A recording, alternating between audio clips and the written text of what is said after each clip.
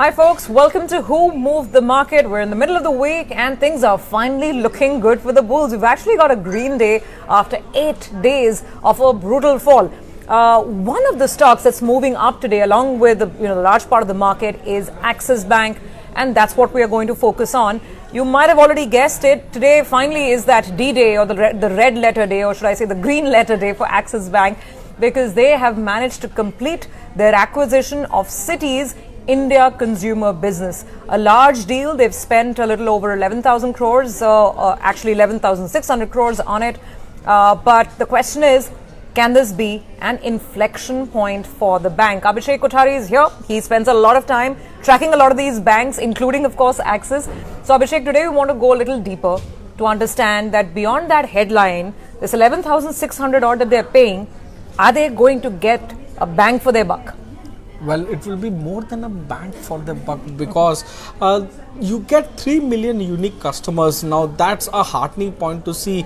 Currently, customer traction is a big point for all the banks. As you are seeing with private players, they are expanding their branch network to have more and more customers stepping in and acquiring customers for their business momentum. So 3 million unique customers do get added. The card balance sheet, the credit card balance sheet over there, in that business segment, about 25 lakh cards can be added at one go after this acquisition. So there will also be branches of Citibank which at one go will help in giving out the products of Axis Bank that they have. And remember that Citi has a very good wealth and private banking space. The AUM, or asset under management, over there is more than 1,10,000 crore. So that also comes into the balance sheet. A very good business over there.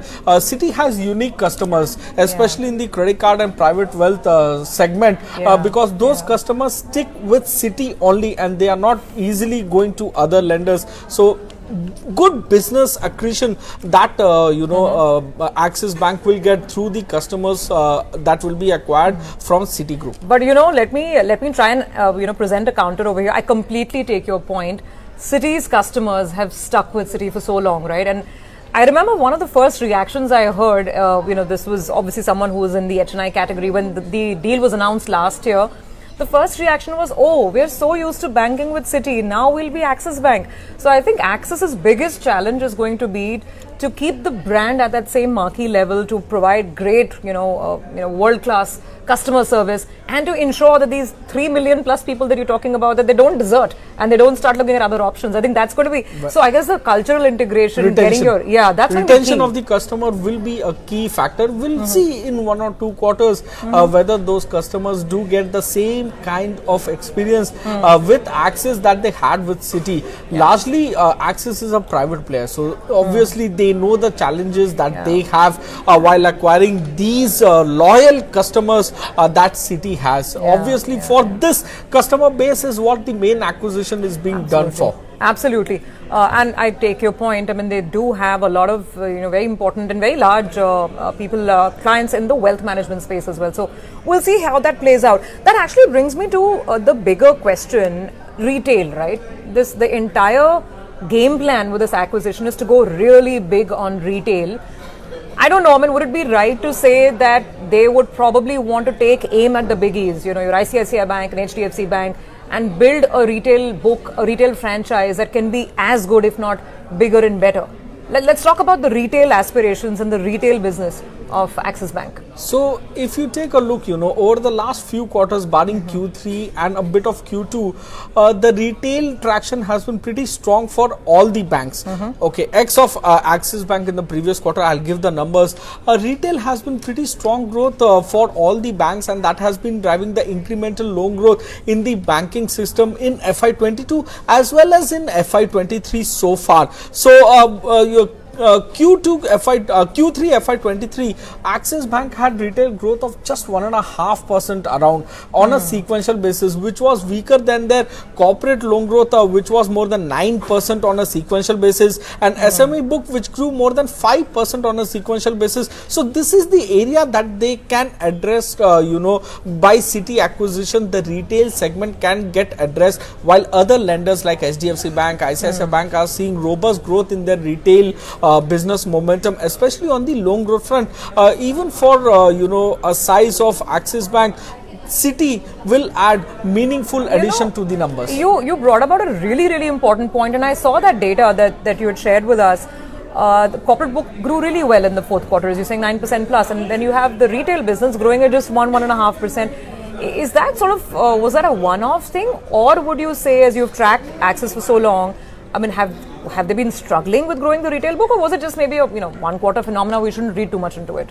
It's not a 1 quarter phenomenon. If you take a look, the loan against property and agri book actually declined on a sequential basis, which unlike other players or peers, they have seen growth while Axis has not seen growth. So that is one area where the retail portfolio has actually lagged, and also the housing aspect. The housing portfolio grew by just 10-11% YOY and about 2% sequentially, while for other lenders the housing portfolio is growing in 14-15% YOY and about 4-5% sequentially. So these were the key areas which has actually not worked in Q3 FY23 for Axis Bank in terms of retail momentum. However, retail was largely led by unsecured piece of the segment, that is your personal loan, credit card, as well as the auto sector also, which are high yielding ticket sizes. Actually, you get better yields. They're more profitable. Basically, they're more profitable for a bank. They are more profitable for a bank. So credit card, as we know, what Citi brings on table is the massive credit card business, which is very good because the customers are really loyal to the brand Citi or the service of Citi that they get on their credit card. So unsecured is a high yielding portfolio, and this addition would augur well for Axis Bank in terms of the yield momentum and the net interest margin momentum that they can see. No, absolutely. I take your point, because if you were to build these kinds of numbers organically, it would have taken Axis Bank many quarters, maybe another couple of years to get this kind of scale and size, and now they get it instantly. So next quarter onwards, when we're looking at the consolidated numbers, I mean the numbers on some of these aspects, the unsecured lending, the unsecured book, it'll jump up for obvious reasons. Okay, so we've discussed how the loan book for Axis Bank is behaving. Now let's talk about Axis Bank versus its other peers, especially the private sector banks, on some of the important parameters. Just to keep the snapshot in place, how would you say Axis is doing compared to the others? Whether let's start with either asset quality, or if you're looking at margins, how does the comparison stack up? Well, you won't believe when I say this, but Axis Bank has a better net interest margin profile than HDFC Bank. Axis Bank's net interest margin is at 4.26%, while HDFC Bank net interest margin was at 4.1% in Q3 FY23. And HDFC Bank has always been the leader. Sort of the standard setter when it comes to margins, right? Well, HDFC Bank, as we know, the ROA profile still remains one of the best in the industry, ROA of 2.25%. It has improved the ROA for Axis Bank as well, but Axis Bank ROA is at 1.9%. So despite better net interest margin, two key things are hurting Axis Bank in terms of not being able to translate the net interest margin momentum into ROA, that is return on asset. Number one, the operating efficiency or the cost to income ratio that remains elevated for Axis Bank. If you take a look, ICICI Bank and HDFC Bank has much better cost to income ratio profile than Axis Bank, and the other is they keep having slippages. Now either it's one-off or without one-off, their slippages remain elevated, which is hurting their credit cost as well. But on slippages first, isn't that a bit of an anomaly, because this has been 1 quarter, the third quarter, where pretty much for the entire banking system we saw asset quality improve. The restructured book was coming down for a lot of the large lenders, and I know there are exceptions to the rule, but the fact that Axis's slippages are elevated, isn't that a bit of an anomaly in at least the large banks? Well, they keep having one-off, as I said. So the one-off keep your credit cost also on the higher side if at all they slip. The provisions have to be made more on the slippages or as and when the account become NPA. Now there can be two parts to this. Either it is a fresh slippages or either it is coming from restructured book. So if it is coming from restructured book, the pain of provision is on the lower side, but if it is fresh slippages, your credit cost is elevated. Yeah. So Axis Bank does have a restructured book, about 0.9 or 1% of the loans that are still in the restructured portfolio. So that we need to see how the momentum comes in the coming quarter. Okay, so excellent margins, some maybe you can say slight hiccups with asset quality, particularly slippages. We need to watch for this and see how the bank deals with it as we go forward. And of course, the retail piece, that's the big one. Can they retain all the momentum they're getting from this acquisition? With that, let me come down to fundraising. Now, they've spent 11,600 crores here. Do you think the bank will have to raise money for growth capital or just to meet regulatory requirements? Is that something people are talking about now? They are very well capitalized at 17%. But what happens is that they are getting unsecured portfolio, the credit card business, which attracts higher capitalization or higher risk weight assets to the portfolio. So if you have higher risk weight asset, your capital adequacy ratio actually comes down. So don't be surprised, many analysts have been writing that in FY24 we can see one large fundraising from Axis Bank. So I don't know the size, I don't know the quantum, so but there will be a fundraise which is expected by many analysts on street, and that is why they are pegging the ROE or return on equity to be around 16% post the fundraise as well as the Citi business acquisition.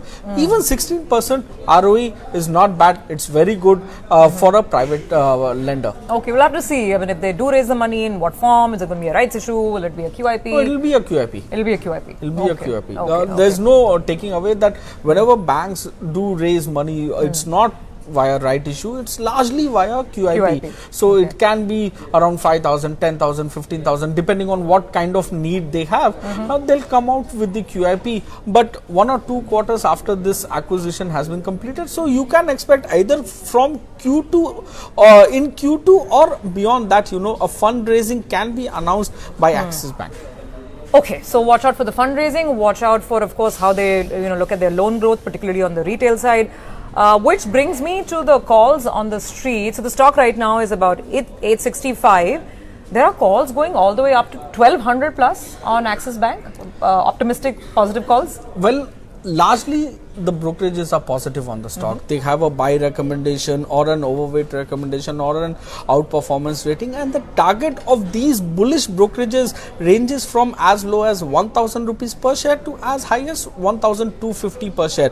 The only brokerage which does not have a buy recommendation or an outperformance rating on the stock is Macquarie. They have a neutral rating and a target price of 790 per share, which is below the CMP that you spoke about. Wow, what? I'm just curious. I mean, we didn't plan to talk about Macquarie in detail, but top of your head, why is Macquarie not enthused, or do they think the best is in the price already? No, they believe actually HDFC Bank or ICICI can actually outperform much better than so they're not quite sold on this whole retail piece, and there's a big growth impetus that everybody else seems to be expecting. They believe that HDFC Bank and ICICI Bank can gain more incremental market from the industry growth rate that will happen. Okay, got that. Finally, Abhishek, now sum it all up for us, wrap up for us. So for anybody who's interested in observing Axis Bank, or even if they're thinking of the stock, remember, caveat, we are not recommending any stocks here on the show. Our objective is only to place the facts in front of you so you can do your own analysis and come to your conclusions. So for anyone who's looking at this bank and at this stock, what are the key factors they should keep in mind over the next few months? See, loan growth for the entire sector in FY24 will moderate from FY23 numbers.